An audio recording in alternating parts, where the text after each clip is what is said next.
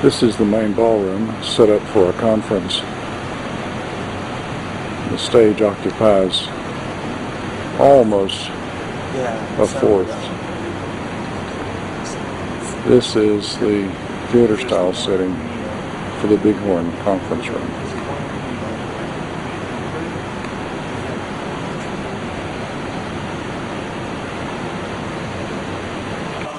This is the pavilion, which would be a candidate for the banquet.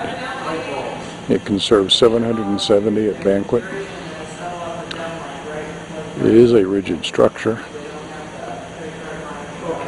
The Saab people are using one end for their auction and the other end for their banquet.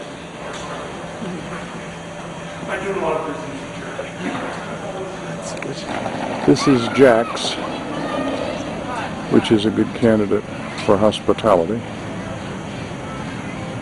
And it's all part of the conference center. There's the Jill's deck that we saw from inside the building.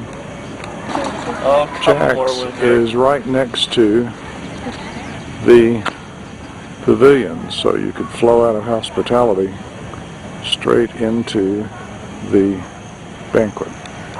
This is Ch3a's slopeside grill.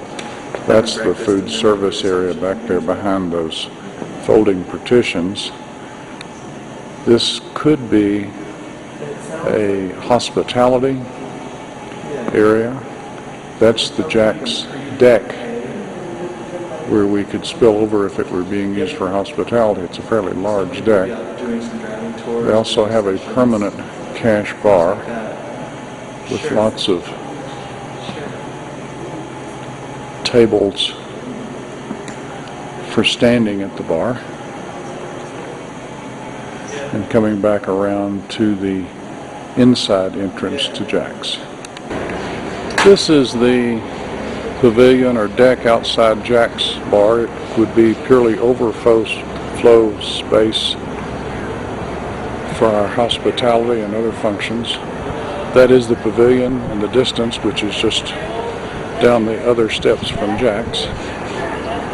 This is a grassy area that the Saab people used for some of their car show. There's a kids activity. There's the American Eagle lift that goes to the top of the mountain, where there's a restaurant called Solitude. We would have free lift tickets during the week. And below the deck here, you'll see some of the Saabs starting to arrive. This is their concourse area. It's called the Burning Stones Plaza. And directly off of that, we go into the housing areas. This is more of the Ch3a's deck.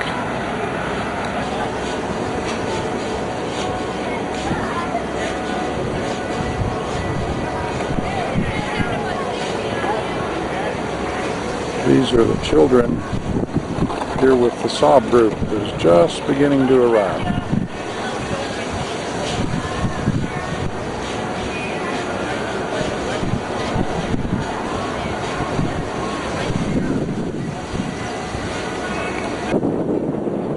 Out of the American Eagle lift, there's a miniature golf course.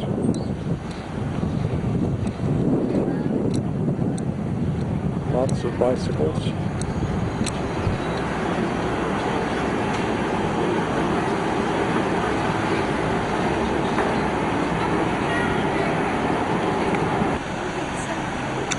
This is the Saab event registration area off the village square.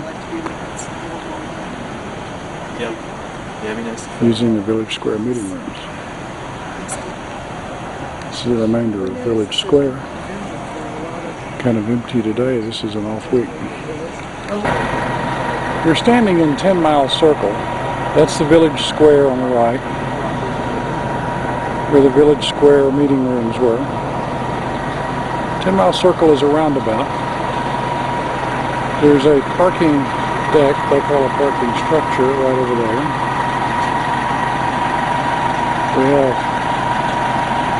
wide lane access and could have car parking on either side here. The Ch3a event's quite a bit smaller than ours, so they've got their transporters parked there. Ours would likely be in the Alpine lot. Not too much to see. This is the parking structure.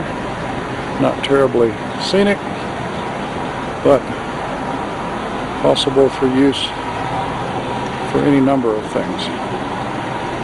There is a level below this for covered parking as well.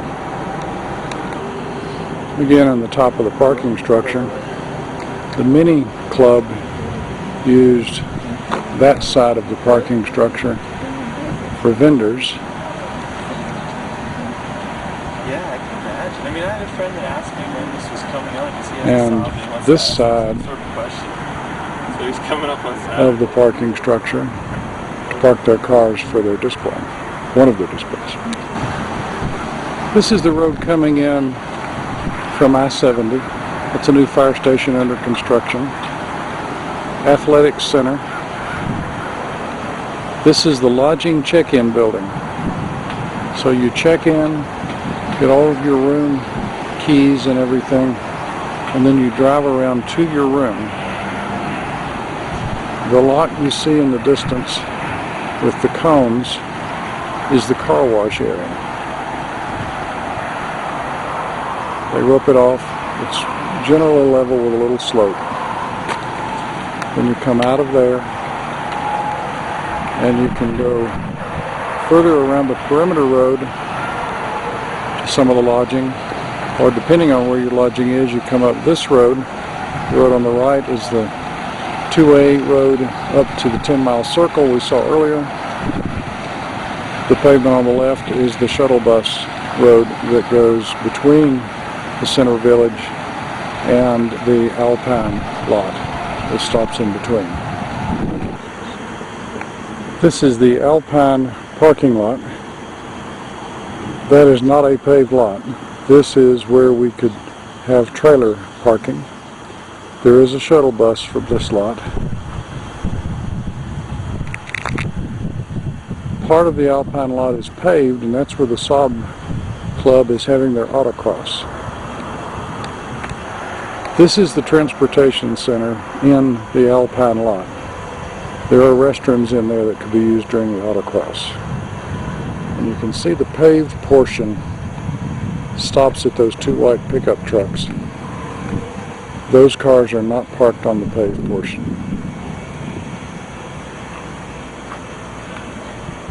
The paved portion continues around to right there, and then it goes down this long stretch. The Ch3a Club is making all of this their autocross with some staging behind where I'm standing. And they take the autocross down through that section and up to the top of that rise where the finish line is. So it's not a loop, but a in and an out. Then the cars would come across there and not come down that paved ramp, but go straight on out to the highway, which is on the other side of that berm, and come all the way back down and come back out to restage for the next run. This is a shot of the end of that autocross. It widens in that area. There's a parking deck, they call a parking structure, right over there. We have wide lane access and could have car parking on either side here. The Ch3a event's quite a bit smaller than ours, so they've got their transporters parked there. Ours would likely be in the Alpine lot.